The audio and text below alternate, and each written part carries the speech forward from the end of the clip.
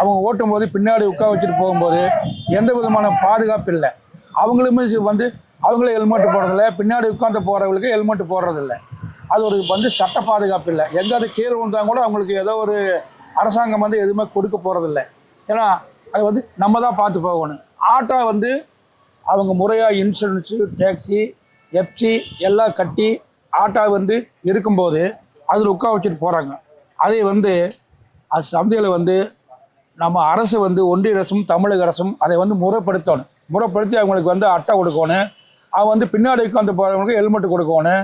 Auto தொழிலாளர் tempo tempo ஆட்டோவுக்கு வந்து பப்ளிக் இது மாதிரி ஸ்டிக்கர் ஒட்டி இது பண்ணியிருக்குதோ அதே மாதிரி வந்து அதை பைக்கு வாடகை போகிறவங்களுக்கு ஓன் யூஸ் இல்லாமல் அதுக்குன்னு தனி ஸ்டிக்கர் ஒட்டி அதில் போயிட்டு வந்துட்டு இருந்தா பொதுமக்களுக்கு பாதிப்பு இல்லாமல் இருக்கு, பாதுகாப்பு இருக்கு. அவங்களுக்கு ஹெல்மெட்டை கொடுத்து இது பண்ணி முறைப்படுத்தி கொண்டு போய் விடும்போது கட்டாயம் இந்த ரேபிட்டோ வண்டியில் தான் போகிறாங்க.